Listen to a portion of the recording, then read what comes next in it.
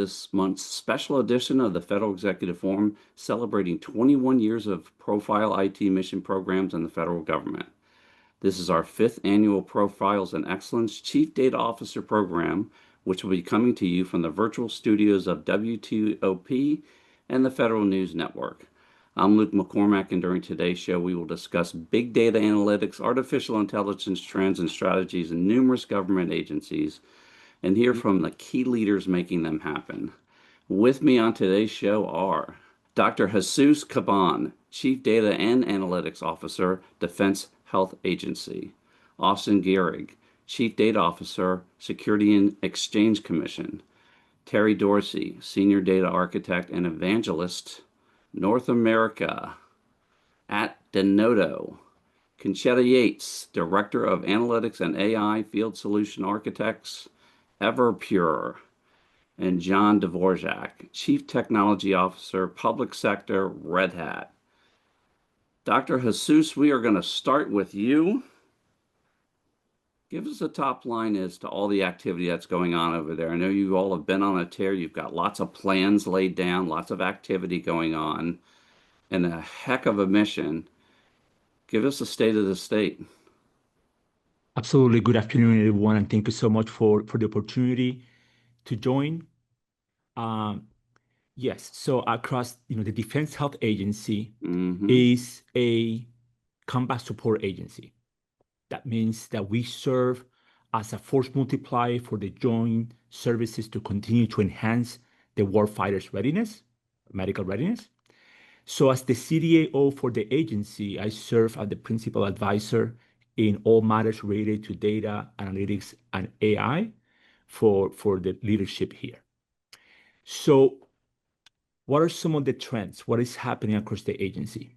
As I mentioned, as a combat support agency, leaders across DHA, the services, the military treatment facilities, and the combatant commands, they need timely, trustworthy data to make informed decisions about how to keep our warfighters healthy and ready.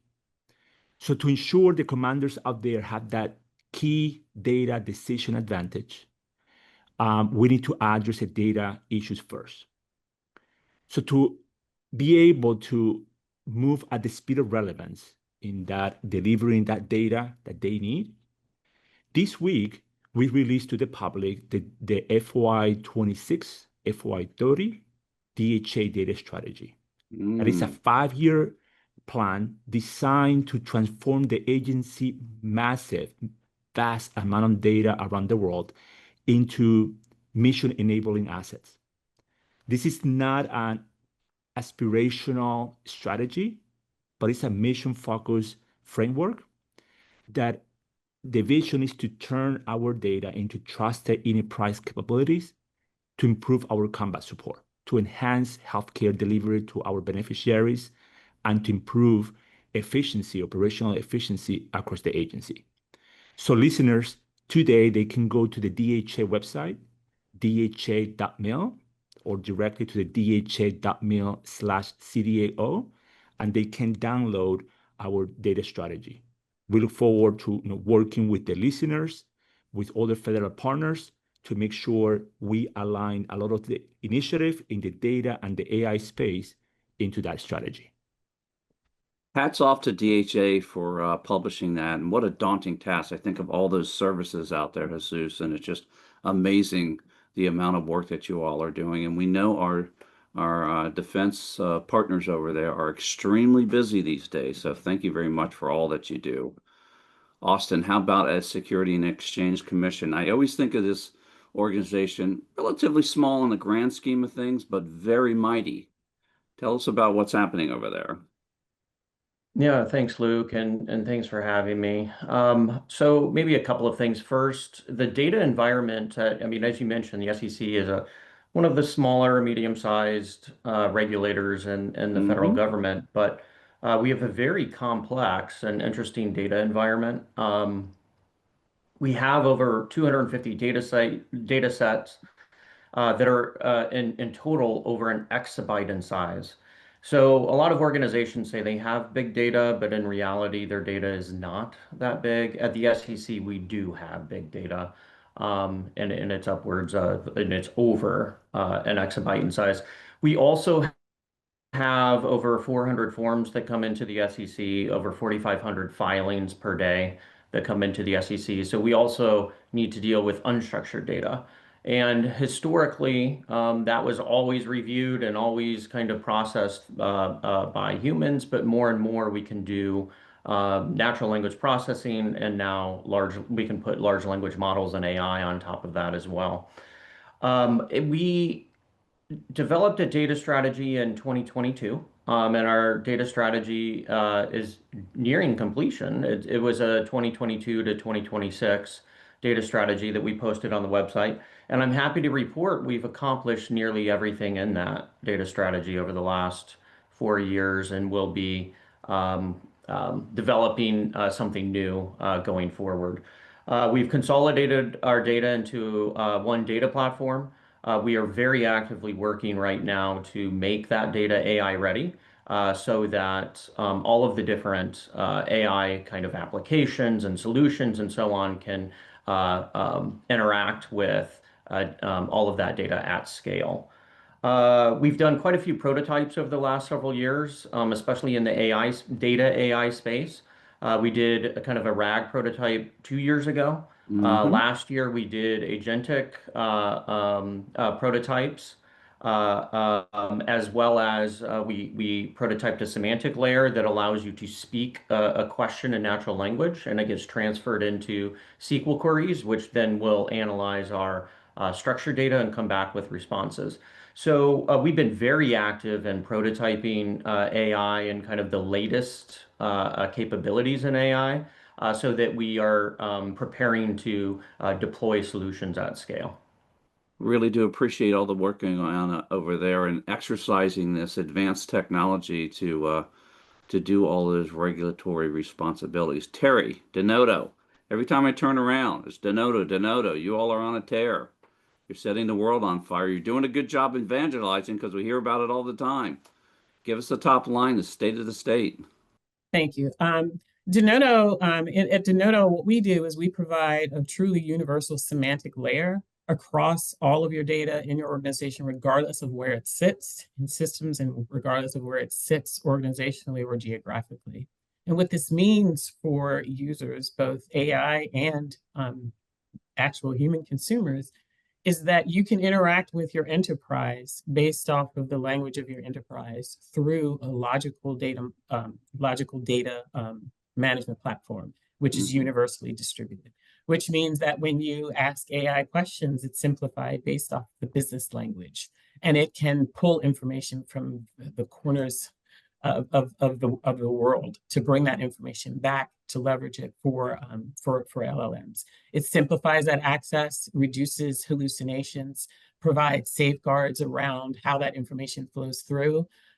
Policies around how those models are governed are managed within the platform itself. And so it's the responses are very unique to every user. This works well within RAG architectures, within extracts provided to language models, and direct interaction between users and your enterprise or your agency structure itself. You have to lay down the framework, sort of the tracks, if you will, in regards to a strategy to make these things happen. And then right behind that, in comes the Denodos of the world to really help them make it happen. So we appreciate that. Conchetta, drum roll, please. If I had a roll soundtrack, I would do it. Everpure used to be called something else, another name. I'll let Conchetta get into that, but let's talk about a little bit of a name change, maybe some strategic direction change, and then let's get into state of the state. Wonderful. So yes, as most of you probably have noticed, a couple of weeks ago, we rebranded from Pure Storage to Everpure, just showing that we have a vision more than just storage, and especially around our enterprise data cloud vision, which is encompassing AI.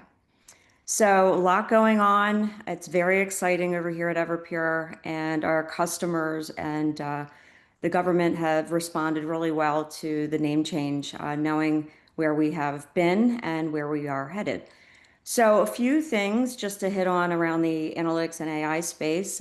We do have a broader vision for that enterprise data cloud around AI, and we have four main pillars that we are having conversation with our customers and then also guiding them around the integrated solutions with our partners and our own platform.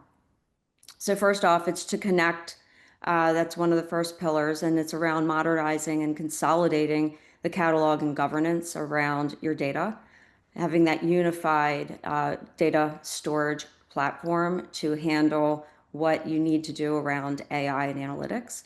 Second is to do the preparation, the data prep, and also the RAG pipelines, and making sure that you have an architectural software stack to handle what needs to be shared with not only multiple end users beyond your just your data analytic type of people or data scientists, but also the business.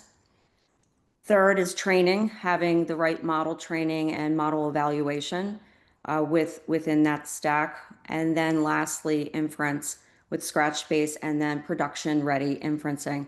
What this all means is that we have the capability to get your data ready for that actionable AI workspace and workflows. Operational analytics and AI at scale is also very important, especially around the governance for government, and we are building that into our stack. So if you want to learn more, you can go out to pure.ai and also take a sneak peek at some of the things that we are doing.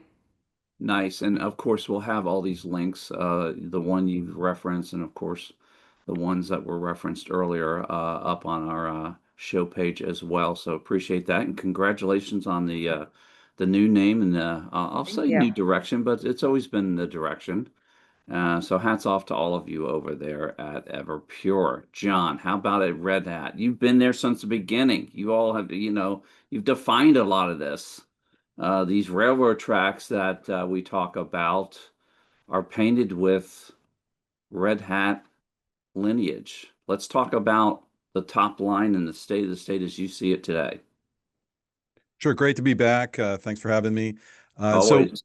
Yeah, open source is sort of the place where all of this innovation is happening very quickly. The open source community, all the companies that are contributing to open source are driving innovation around AI and data faster than we can imagine. A lot of what you've seen in the last 3 years has been because of that explosion into open source. So a few things a couple of things that we've already talked about. RAG, the next sort of thing is more focus on what we call RAFT, which is the RAG with So why don't fine-tuning you, models. just for the listening audience, Yeah. RAG. Yeah, so What does retrieval RAG augmented. stand for? Just, Yeah, I want to make sure we're all baseline. Oh, sure. Retrieval augmented generation. So RAG is a way to take data that exists in your environment and augment your queries with that data. So you're bringing, instead of having to train your model on all the data, you have, let's say, databases, we call vector databases, that sit beside your AI, and they help you improve the responses that you get back. So you can bring information from the internet, you can bring information from your intranet, you can bring in files that you've converted for your AI to expose all that data. And it's a cheaper way than having to build a whole model yourself, and spend lots and lots of money into that. Appreciate the explanation for the audience.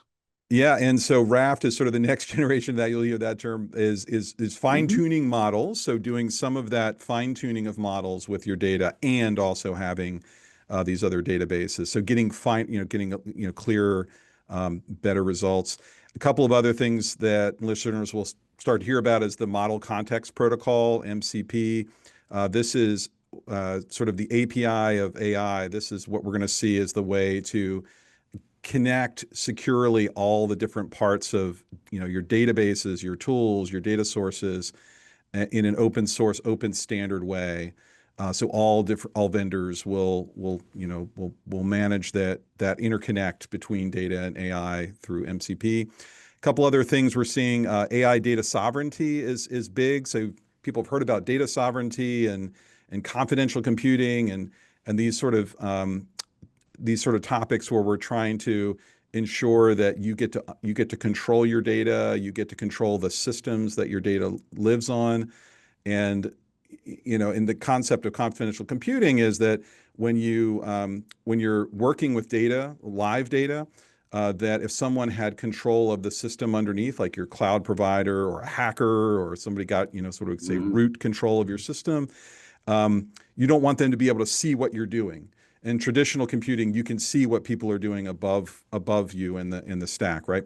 So confidential computing is saying, no, I'm gonna make it so you can't see what I'm doing. Now, the next generation of that is how do we apply that to AI? And that's got a concept of confidential AI, which is to say that when I'm doing queries, when I'm asking questions to my AI system, when I'm getting responses, how do I ensure that nobody can see that? How can I make sure that that is confidential and only my systems can see that? So we're going to see a lot. I mean, that is the focus of, I think, a lot of industry right now.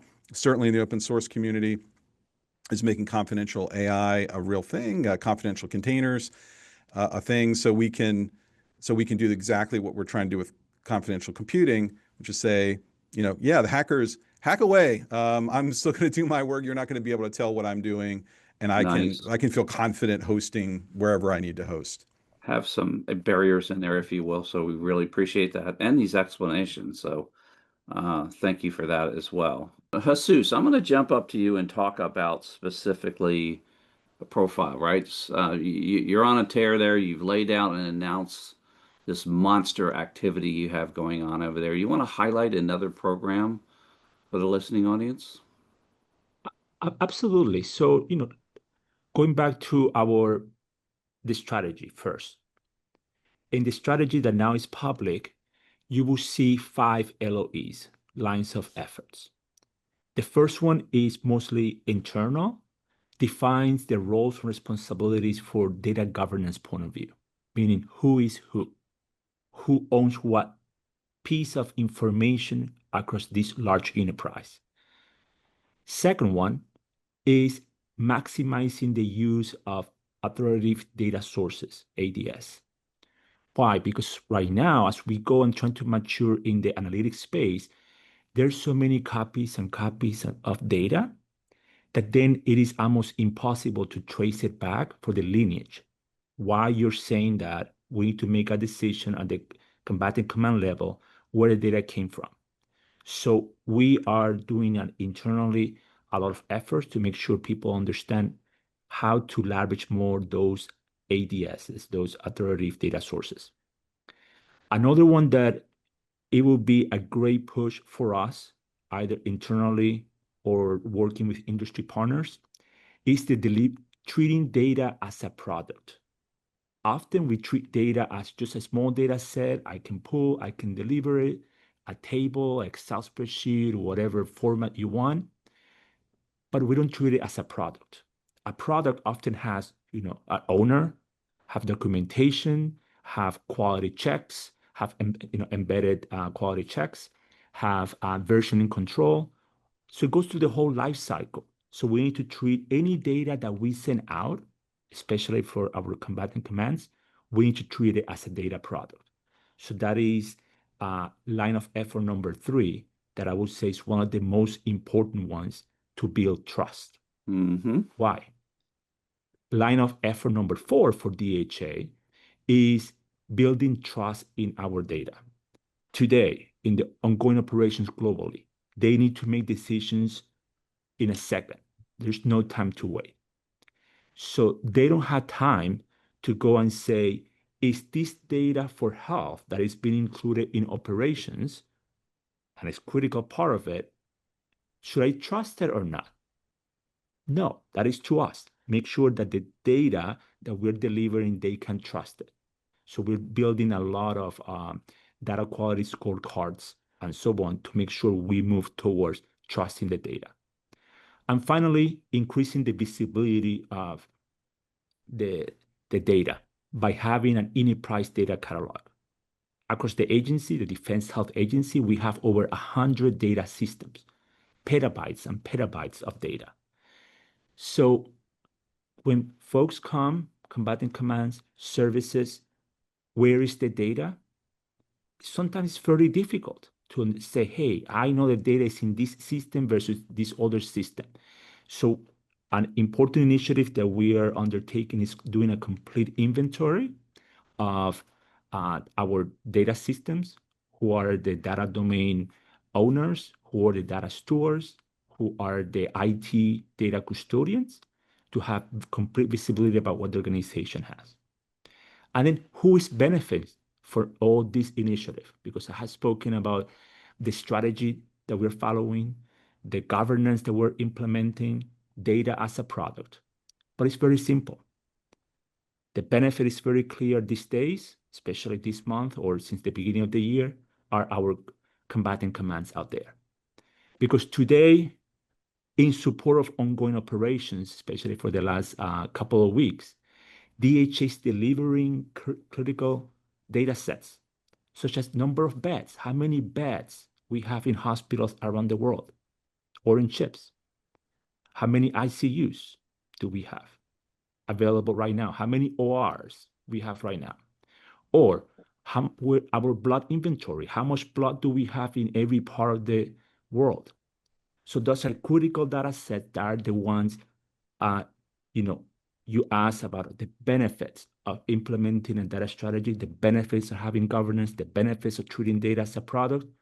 We can see it today because now, more than ever, the combatant commands have near real-time data that clears a picture about where our beds, where is our blood. And that's the benefit of treating data as a strategic asset. Absolutely, and it's all hands on deck, and we really appreciate that sort of enlightening all of us on the complexity of what you're doing there and the very much the importance of it as well. We're going to take a short break, and we're going to be right back. You're listening to the Federal Executive Forum on Federal News Network. Welcome back to the Federal Executive Forum on Federal News Network. We're talking about, well, we have the chief data officers, and we're talking everything AI, ML, the use, the strategies, et cetera, talking about specific examples. Conchetta, I'm going to go up to you at Everpure. Sure. Give us a specific example that you'd like to highlight for the audience out there. Yeah, we have been working with a very specific government research program, struggling with disparate data silos. They have been doing a lot of work around experimental results, simulations, historical research, spread across different systems and formats, just like Jesus was sharing, just around, how to data catalog, et cetera. We help them implement something very specific around our portfolio, around our FlashBlade solution. That helped consolidate multiple data silos into a single scalable repository for all of the research data. It also preserved the full history of all of the data. So teams no longer had to choose between keeping costs down and then also long-term data retention. That was the second very positive, actionable thing that they accomplished. And then also, lastly, the accelerated, just time to insights. I want to hit on this one a little bit more around our rebranding. Something else that we did around the rebrand is we are purchasing OneTouch.io, and they do very large data classifications and help with data cataloging. So it is a definite area of interest, I would say, across not only government, but other organizations. And this is, again, the tie back to preparing your data for those data pipelines to take into actionable insights for the next wave of whatever your organization may want to leverage that data for. For example, where Jesus was sharing about the supply chain and also value chains, I call them, for workloads, and identifying real business outcomes and actionable insights. These are the things that we're doing to help our customers and the agencies to get ahead of it. Fantastic, and we really appreciate you top lining that for us. Austin, how about at SEC? You want to give us a specific program? You sort of top lined a Yeah. lot of different activities you've got going on over there. How about one you'd like to highlight? Yeah, well, maybe I'll bring up two. Sure. As I mentioned, we did a lot of prototyping in years past, and now Hmm. we're scaling the capabilities around AI and making our data AI ready. Um, and we do that in several different ways and that have been already discussed among the various participants here. For our structured data, we're really making that machine understandable through a semantic layer. The semantic layer also makes our unstructured data machine understandable, but then we have to do processing on our unstructured data, usually vectorizing it, putting it in a vector database, and then making it accessible through RAG, as well as some other things that we're doing to make sure that that's accessible to AI solutions at scale in the agency. But there's two areas that, and we just recently kind of released these as AI use cases in our use case inventory on the website that my office is spearheading. One of them is the dissemination of data in the agency as new data comes in. Hmm. So there's two different types of models here. One is you can have all of your solutions that are picking up data, scan all of the data, the new data that comes into your agency or your organization. The other is you have some type of an AI solution that is reading all of the new data and then passing it along as necessary to those solutions that can or should pay attention to it. We believe that really the most efficient way of doing this is to subscribe to one solution on the front end that is reading everything, understanding the purpose of all of the solutions that come downstream, and then shooting it appropriately to each of those solutions. So we're actively working to have AI process and truly kind of understand the deltas of data from yesterday to today, and then appropriately passing that along. So that's one. Another is, of course, we can understand and run processes on top of data that exists in the agency that is in our systems. But what about all of that tacit knowledge that subject matter experts in the agency have? Hmm. And it may be collected either, internally, something that they have never written down or that they haven't written down in a structured way, or it could exist in various files, folders, and so on that aren't necessarily in our enterprise systems. Are there ways that we can use AI to try to collect that type of information, which tends to be very important business information and business logic and so on within an organization? So we're actively developing AI solutions that will go around, collect that information through interviews and other means with staff around the agency to really kind of shore up and provide a centralized resource and knowledge base that includes information that's more tacit. I love culling all this information and getting into some place that is centralized and usable. So we really appreciate that. John, how about at Red Hat? You all are striped across so many different agencies across the private sector as well. Give us a specific program you'd like to highlight. Yeah, as you said, there's so many really good use cases out there. So I was struggling to find like sort of the Give best us one, but I one was juicy yeah, I one. was recently reading through one of the success cases as a agency or large organization, I'll say, that has over 250 projects across their IT and OT environments, so operational technology and IT.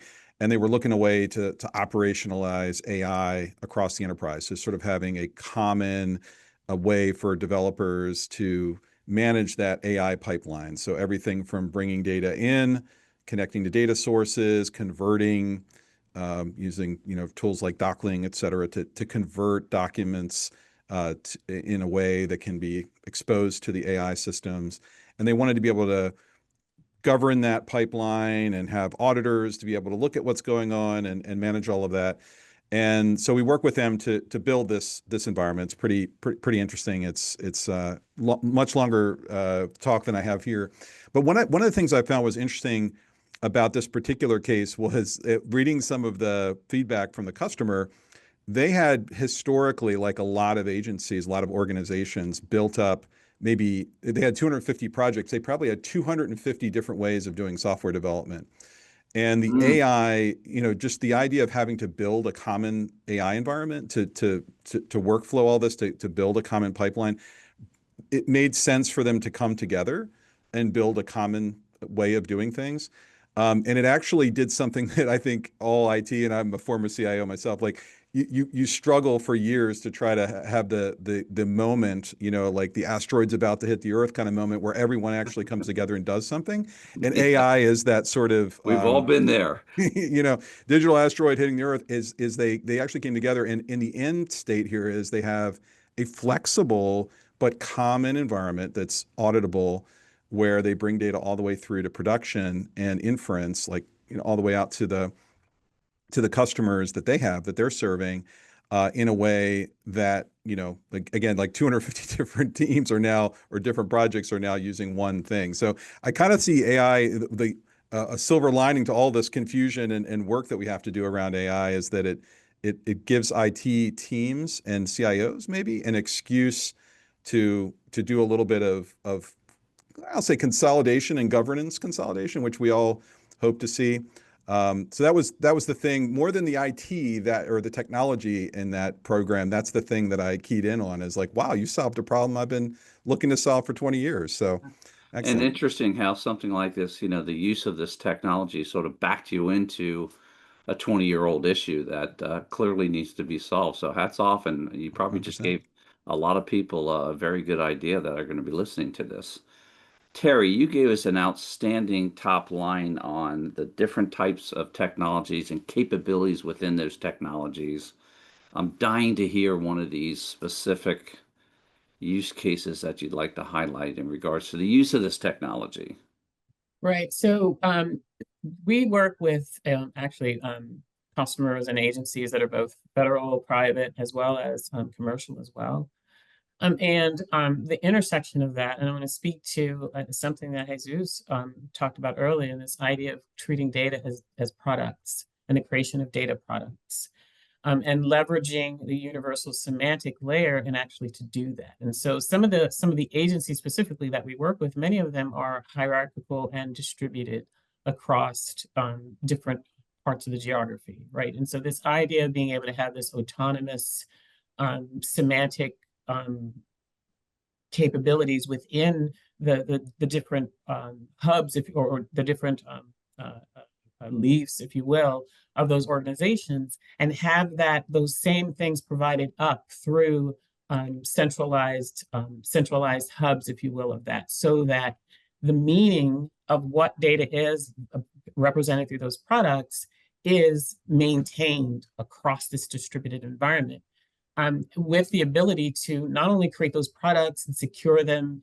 and deploy them, but also control the data movement, how that data moves, which portions of the attributes or of those products are authoritative based on those sources. And so many organizations are realizing that we have this central point of access. The idea of centrality becomes almost abstracted, so that we can support this distributed structure, but make everything look like it's coming from one place. Treating data as a product, something that is able to be secured, and specific to the actual individual that's calling that. And we think about how companies are starting to leverage, and agencies are starting to leverage that when it comes to agentic AI and this idea of autonomous agents, and the ability to have that type of reach through this simple point of access for information. So this is what we're working with many of our agencies and many of our customers as well. Very key aspect of unlocking this very powerful capability. All right, we're going to talk about priorities. Austin, I am going to start with you. I know you have a ton in the job jar. I'd like to hear what you're focused on. What's the top, let's call it 2 priorities for you in 2026? Must get done. Yeah, so we are, I mean, generally speaking, we, at least in the data space within the SEC, we set out a strategy. We have kind of big goals that we're trying to achieve. We prototype, we understand kind of the different parts of the problem that we think we still have open questions on. We prototype, we learn, and then ultimately decide on what we think the architecture should be, and then we scale. When we scale, we don't do it, as a one-shot process. We choose a powerful use case using kind of a sophisticated data source. We prove it out from the beginning to the end in a way where we're building out kind of that architecture. And then from there, we can scale it sideways to all of the rest of our data assets.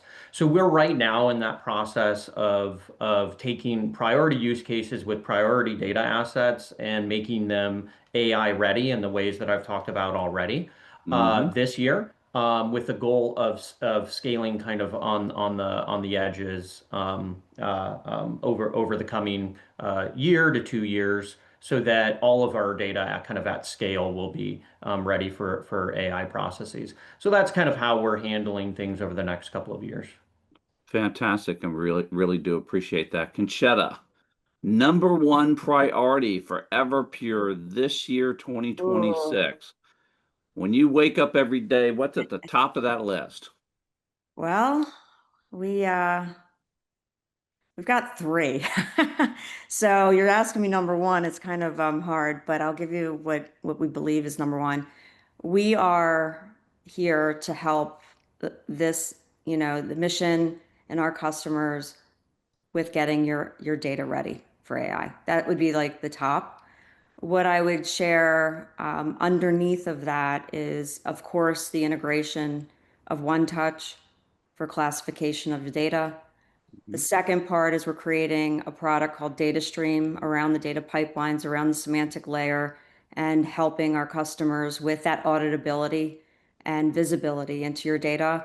That prototype will be GA by the end of the year.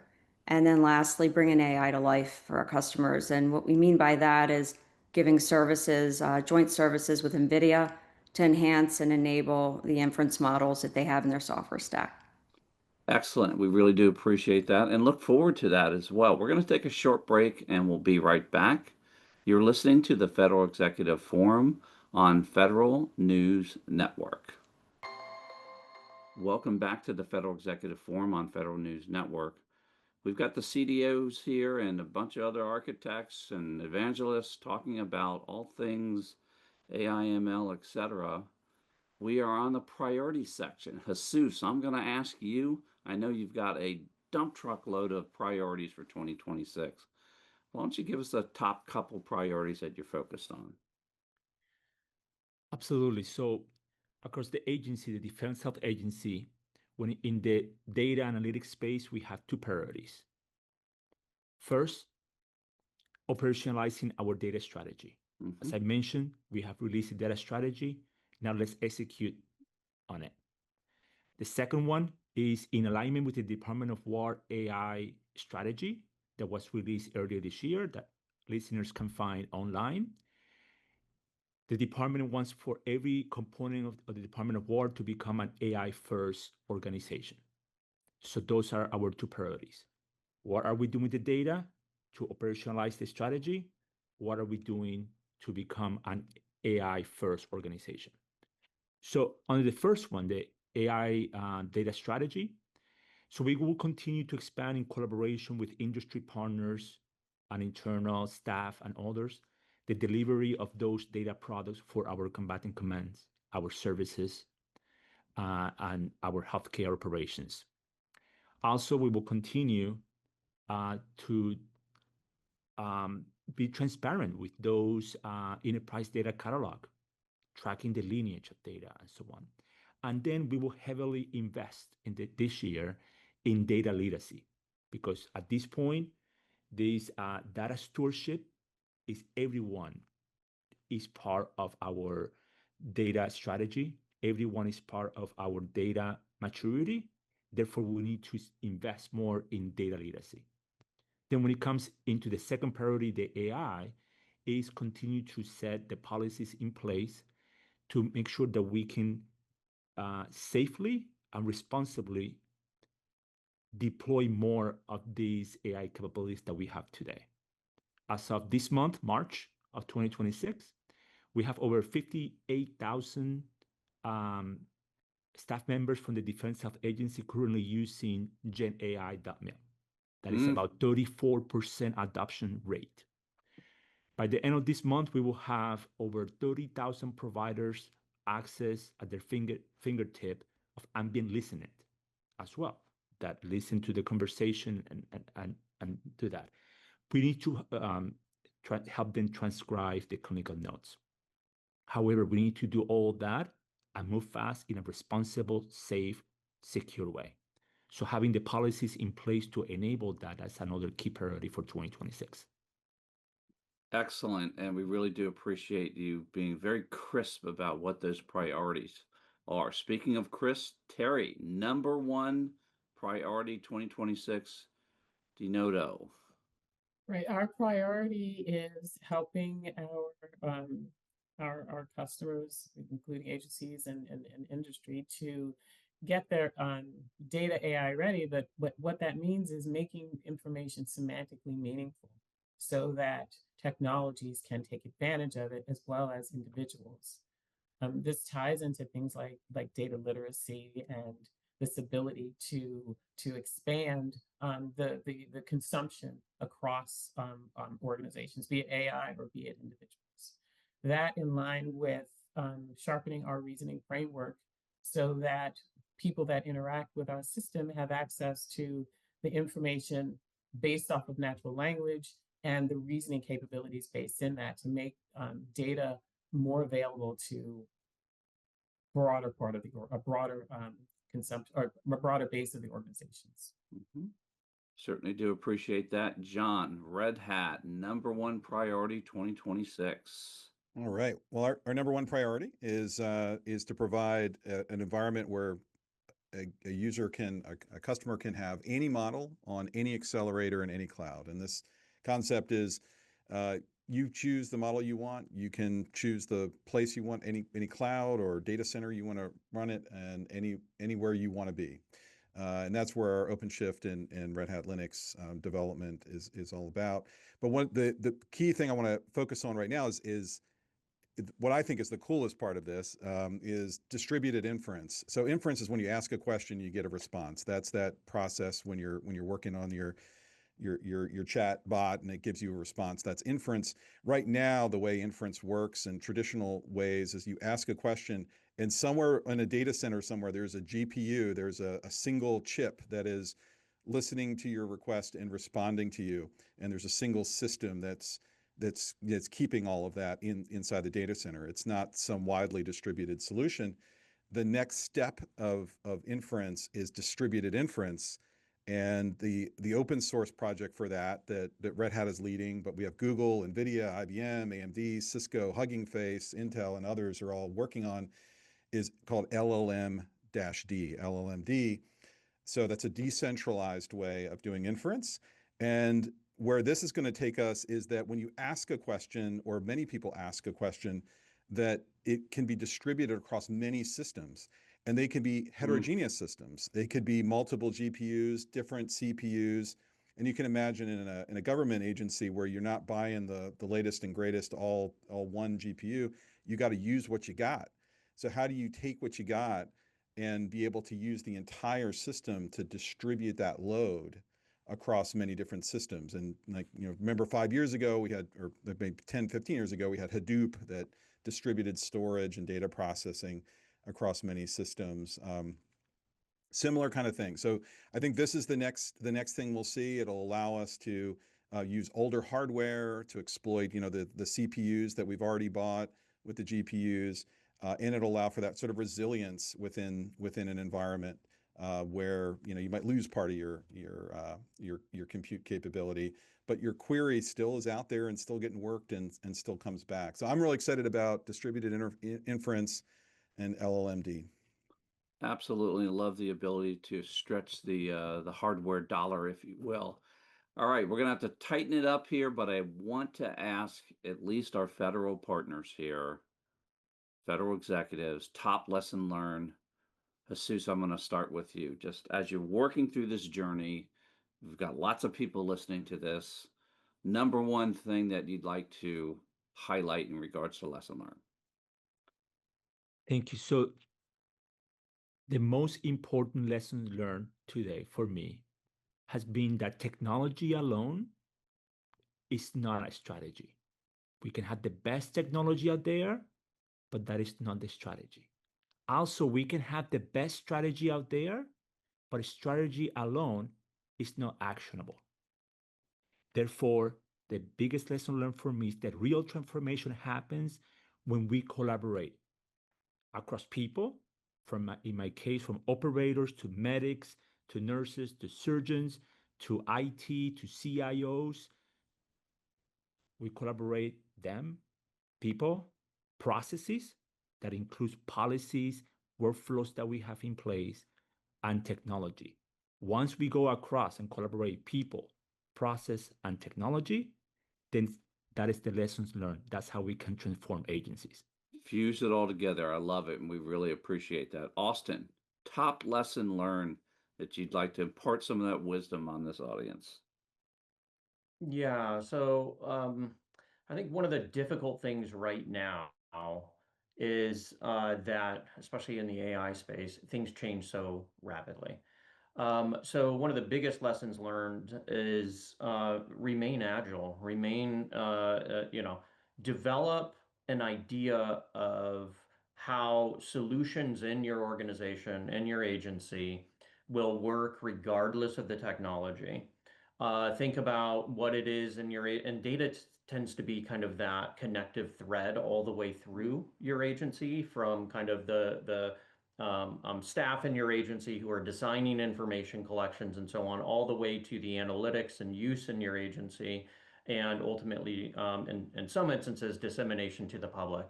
Data exists throughout all of that. AI is allowing us to solve problems we have not ever been able to solve in the past along that pipeline. But if you understand how that works from the beginning to the end, and you understand how organizing it, allowing it to happen efficiently for mission impact, you will have figured out kind of the main concerns and main issues that you need to solve, and then apply technology on the top of it, because it's changing all the time. So if you get too much in the technology and not enough kind of in that basic area of data architecture, information architecture, but again, it's different now. So it's in the age of AI. What does information architecture look like? And then apply technology on top, you'll be in a much better circumstance, because the technology changes. So that's our biggest lesson learned, I'd say, and my biggest lesson learned is to really allow yourself to think about technology as a short-term solution right now that may actually need to change next year. Absolutely, and good pearls of wisdom there, I would say, about letting the technology sort of come in behind the focus. All right, we're going to have to wrap it up here. We always like to talk about fast forwarding. I'm going to say 2 years because of the fact that this technology is rapidly developing. John, I'm going to start with you, Red Hat. If I fast forward 2 years from now, what are you all going to be focusing your attention on? What's this environment going to look like? That is a hard question. 2 years ago, we didn't think we would be where we are, right? So, but I'd say what I think, and we talked about, I talked a little bit about, confidential inference, getting better at being able to ensure that when you make a query that and you interact with models, that your data is secure all the way through, regardless of where you host that data.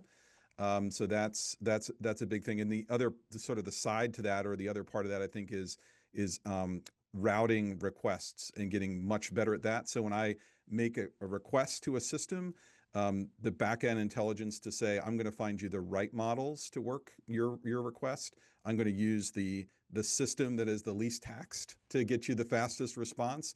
All of that sort of intelligence in the back end that we've had in software development for quite some time, in distributed software systems, we're going to see that in AI, which is really going to make the power is going to reduce. So greener AI, it'll be more secure. That's what we're going to see over the next couple of years. Greener AI, I love it. Conchetta, Everpure, you'll be Yes. 2 years into that journey. What's it going to So look like then?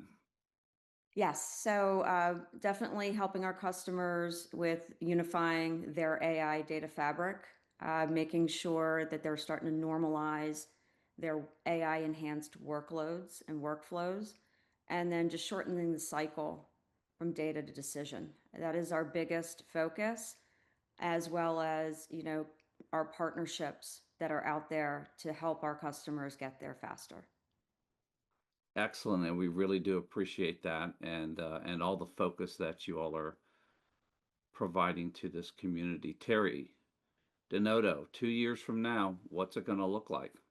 Yeah, I mean, well, again, we focus on bridging the gap between what used to be looked at as data and data sets to meaning, and packaging meaning and distributing meaning across organizations so that AI and whatever new flavors of AI that come down the pike are able to operate stably within organizations in such a way that they can maintain some of those factors like data movement and costs that are associated with how those things are initiated. And so there is this idea of moving organizations more to building these types of semantic cores so that they can take advantage of the newer technologies downstream. A lot of new technology that'll get introduced, and we really appreciate you sort of laying the groundwork so that that capability can be illuminated into the future. All right, Austin, 2 years from now, I'm working at a big bank. You're going to all knock on the door, say you got some auditors here that want to come discuss some things with us. Or what are they going to show up with? GPUs strapped on their back and, AI capabilities right there in the on the conference room table. I mean, what's it going to look like 2 years from now?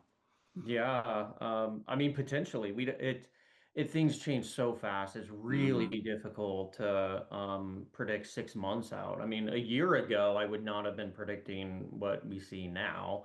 I'm not surprised that it's changed, but it is very difficult to predict that far out. My goal is and my hope is 2 years from now, we have things set up in a way where data is primary and the way in which the mission of the agency is accomplished, the mission of the SEC is accomplished, and it's seamless. It is easy for staff to pick up. It's easy for staff to manipulate. It's easy to analyze, to organize, to structure, and then to ultimately derive knowledge out of. From the raw process of bringing in information to ultimately making decisions in the mission areas of the agency. My job is to make that efficient, to put AI and other technology on top to ensure that it happens to good effect. And I think that we will be there. I think that we are going to see a number of different things over the next 2 years that allow that to happen seamlessly and that are really going to have mission impact, not only within the SEC, but within the federal government writ large. I can't predict exactly what technologies are going to be enabling that, but I do predict that 2 years from now, data and the use of data to make decisions is going to be extremely important and have a lot of impact. One thing I will predict is that the partners that are on this show are definitely going to be part of that technology stack that is putting this capability in place. And we really appreciate everything, Austin, that you're doing over there. Dr. Caban, let's talk about DHA 2028. You've laid the framework down. You've got the strategic direction. You're implementing the hell out of it. What do you think we're going to see 2 years from now? Yes, sir. 2 years from now, we will be an AI-first organization. In alignment with the Secretary of War mandate early this year that the Department of War needs to become an AI-first organization. That also applies to the Defense Health Agency. So 2 years from now, we hope that we will see fully integrated workflows with responsible and safe AI, fully integrated in the healthcare delivery, meaning when you go to an MTF, military treatment facility, fully integrated there. If you go to the operational medicine side, deploy settings, also the use of responsible AI there and secure AI there, as well as to make informed decisions across the enterprise. Meaning, when you go in an MTF, hopefully in 2 years from now, most providers will be using ambient listening to automatically transcribe the conversation. They can focus discussing with the patient, have their eyes in their patients instead on their computers, and the computer automatically generate the clinical note for them to, once again, humans in the loop, for them to review and sign. But 2 years from now, the goal is most providers should be doing that, should be using that. Also, in the operational medicine side, the use of responsible and safe AI as well. Then, how are we going to get there? We need to work with industry partners, with the Department of War and others to continue to expand access to the AI capabilities, fully integrated with what we have today. We need to increase our workforce training, upskilling our workforce to learn more about this rapid evolving field. But overall, 2 years from now, we will be an AI first organization, but we will not be able to do it internally within the agency, internally within the working closely with a lot of colleagues across the Department of War, with other federal agencies, and with industry partners. So we'll go back there. How are we going to get in 2 years from now to be an AI first organization? Is to partnership and collaboration to include our industry partners as well. We really do appreciate that. And I want to thank all of you for taking the time out of your busy schedules to join us for this program. I'd like to thank our sponsors for supporting us on this show. I'd like to thank the good people here at Federal News Network that make our program so successful and enjoyable. And most of all, I'd like to thank the listening audience out there that tune in every month. You've been listening to the Federal Executive Forum, part of Federal News Network.